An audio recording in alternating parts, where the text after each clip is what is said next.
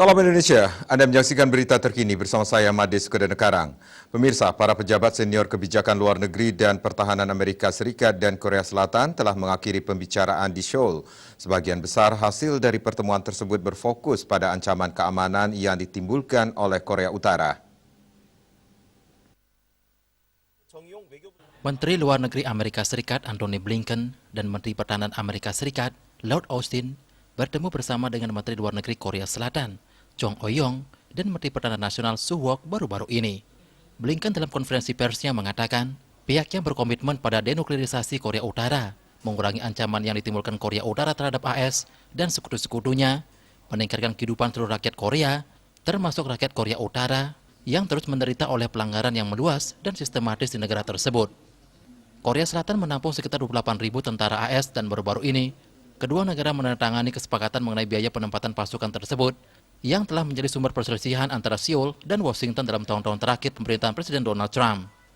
Blinken dan Austin kemudian bertemu dengan Presiden Moon Jae-in di Seoul. Kedua pejabat Amerika Serikat tersebut mewakili pemerintahan Biden dalam lawatan pertama ke mancanegara di tingkat kabinet yang mencakup pertemuan di Tokyo sebelumnya. Namun persinggahan di Korea Selatan berlangsung setelah 4 tahun hubungan yang kerap tegang antara Washington dan Seoul yang membuat Presiden baru AS tampak ingin memperbaikinya.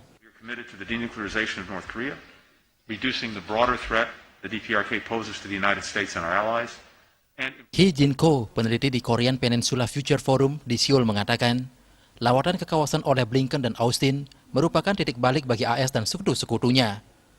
Kunjungan kedua menteri tersebut tidak hanya dapat memperbaiki hubungan antara Seoul dan Tokyo, tetapi juga memperbaiki hubungan antara Gedung Putih dan Presiden Moon, yang menurut Ko kerap diabaikan pemerintahan Trump dalam dialog dengan Korea Utara.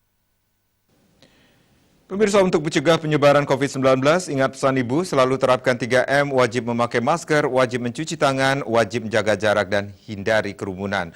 Dengan penerapan perilaku 3M, Indonesia segera terbebas dari virus corona menuju Indonesia maju. Tetaplah bersama Bali TV. Salam Indonesia.